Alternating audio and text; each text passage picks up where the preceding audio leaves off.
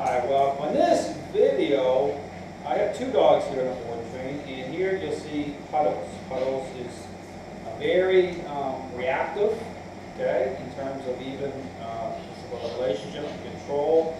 Just brought her out here this is the first time on the leash here with me, and you see how she's stressed, okay, you see the stress on her. Her issues are barking, excessive barking, possessiveness, reactivity, it's a hard time settling down, and here you can tell from her, she's, again, you see how she definitely has a stress load on her. Now here what I'm doing here now, when you get into this issue of how to begin to get a dog to release stress, again, this is interaction based, so this is all about her coming into, motivated to come into agreement with specific interactions that are going to begin to change how she perceives me, and through that begins to, the perceptions will begin to change and start to release stress. Now here what I'm doing is I'm being somewhat accommodating with her. I'm not trying to put undue influence onto her. I'm just starting to line this up. So here what I'm doing is just in terms of beginning to work a leash. Now, the other dog's in here. Bella's, she's over there. Again, she's stressing as well. There are two dogs here. You know, you'll have this awareness too. One dog is away from the other dog. They have a type of relationship where one dog will power off the other dog, and so it goes. So now here, I'll be rotating both dogs back and forth individually, and here with Puddles, I'm just getting her to begin to become accepting of being near me in terms of advocating the right relationship. Okay, so here I'm just kind of nudging the leash a little bit. My goal is to get her right here beside me. But again, having this video here and seeing just like, this is like minute one, okay?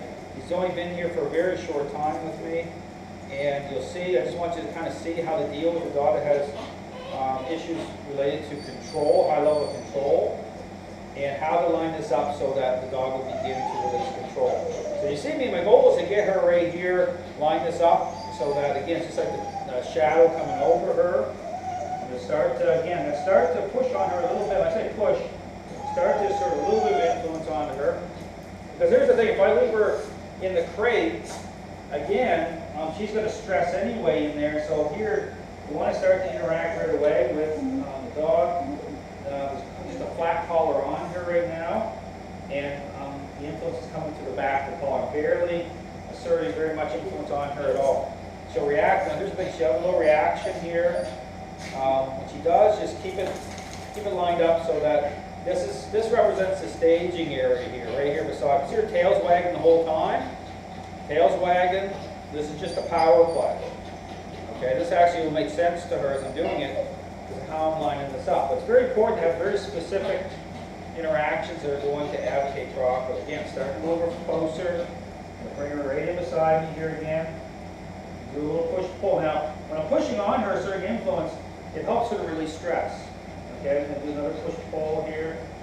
You see her de-stress. There's go logs. Again, escalates up a little bit. A little bit of challenge.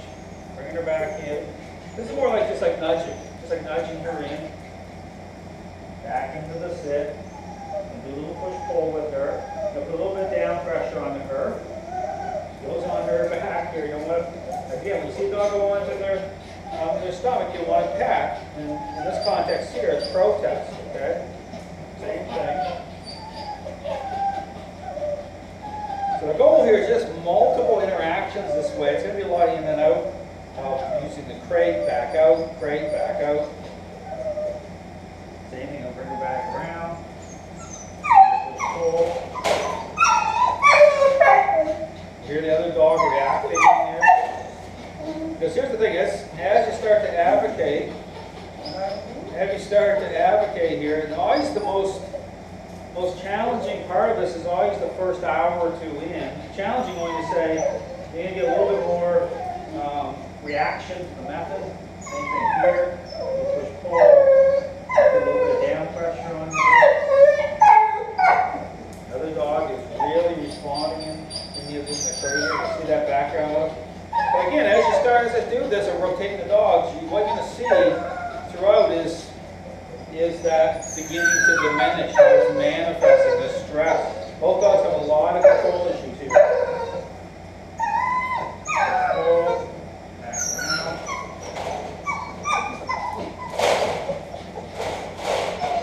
So here, now what I'm going to do here, I'm going to rotate the other dog here, and I'm going to see that. I'm going to do the same method with Bella.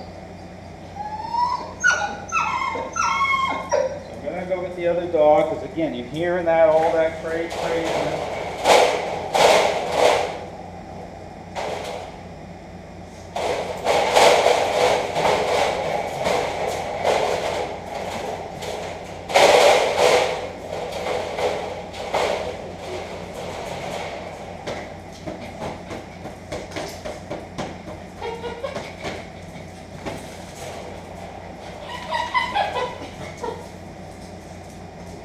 Now here, I'm going to bring both out here.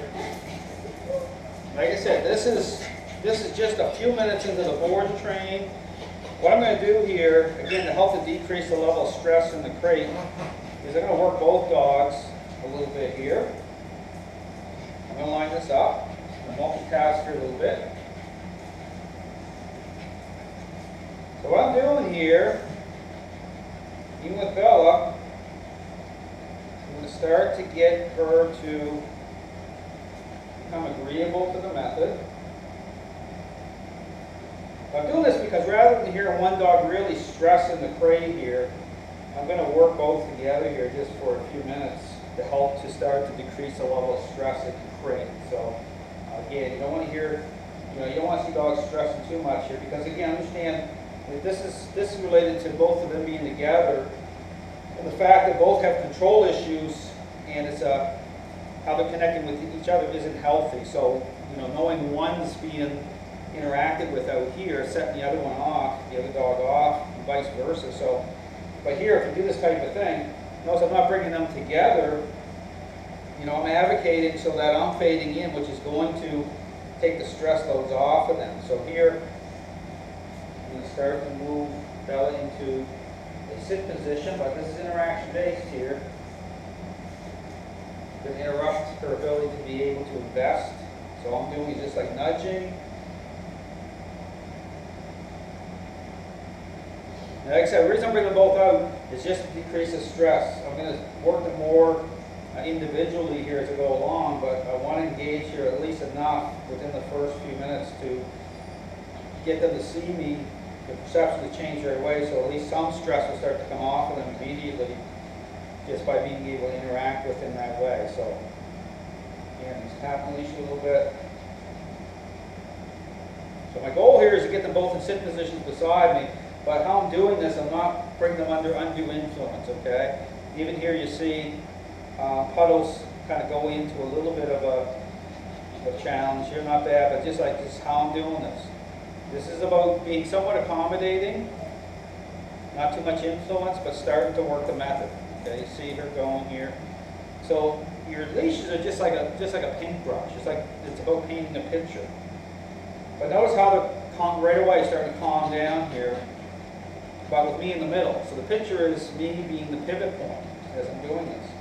Now, here's the thing. If I'm handling both dogs at the same time, this is where I'm going to put a little bit of influence on Bella here, just to try to get her up here a little bit more.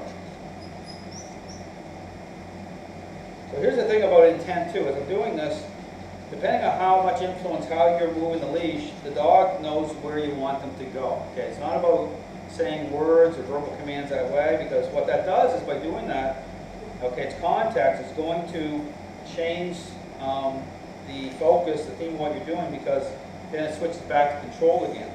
Them being, taking control, doing it in terms of free will. Now, there's a little like dog behavior. They're scratching a little bit. I'm not going to necessarily interrupt that. Okay. I'm going to start to bring her around, Bella around. Get her into a sit there. Now she went into a sit a little bit. She comes out of it at the same time. Now notice I'm not allowing them to connect you at the same time.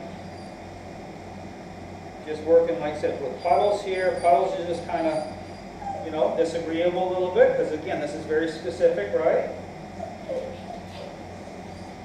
Because this represents me being in control, me taking control, which is what they need. This is a relationship problem. So I'm going to move Bella forward here a little bit. So here's my goals. My goals here with doing this, how I'm doing, is just starting to line this up. Okay, I expect some resistance here a little bit, but this isn't about me taking completely over that way. This is about laying some grants to the foundation here of agreeableness to the method, okay, to beginning to interact.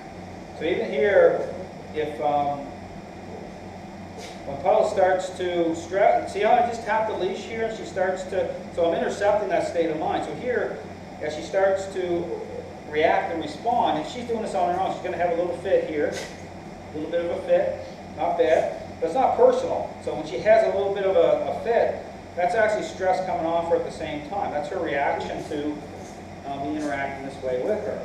But all the time, I'm communicating with her to get her to come in closer to me, to go into a sit position here, start to bring her around. At the same time, I'm still controlling Bella. I'm going to bring her back here.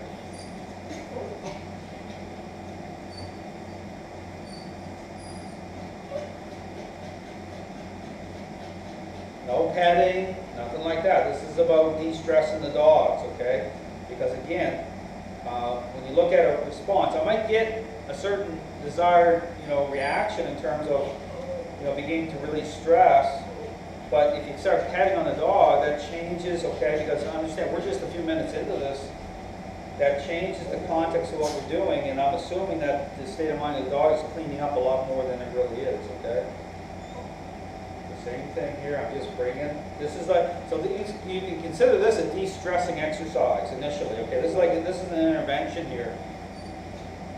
So this interaction right here is just, my focus right now is just to take the stress loads off the dog somewhat so they'll start to settle down, especially being more agreeable to the crate as well. So here I'm just lining this up a little bit so I can start to focus on them more individually.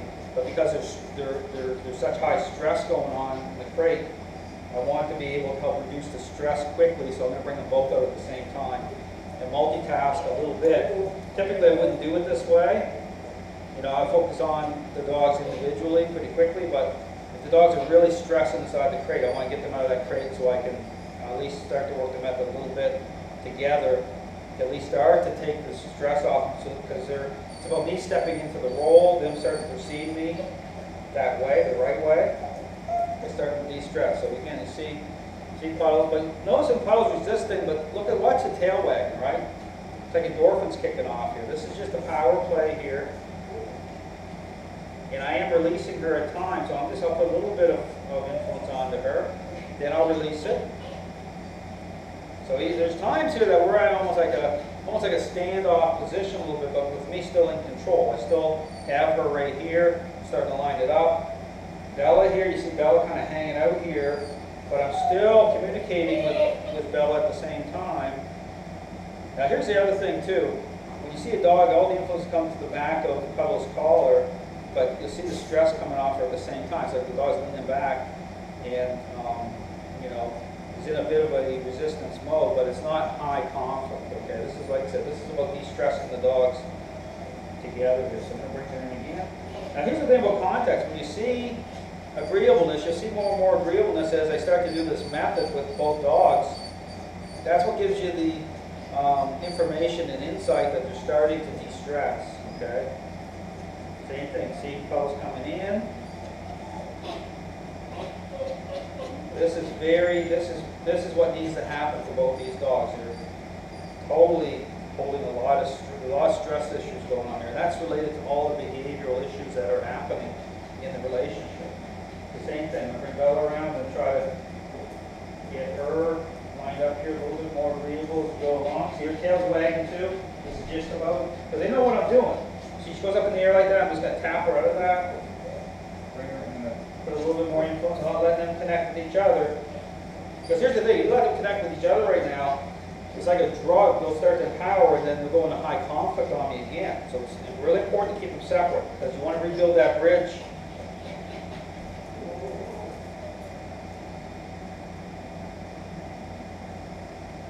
Same thing. She comes up, just kinetically use a leash, bring her back around here. Back into the sit in a second. Bring her around and interrupt how she's investing here.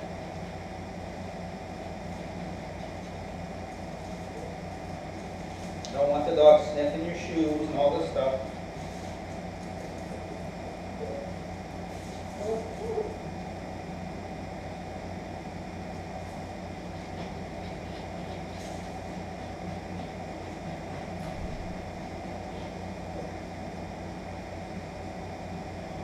Good. So I'm just going to stop here. Okay, this is again a de-stressing exercise. You'll see me focusing more and more on them individually.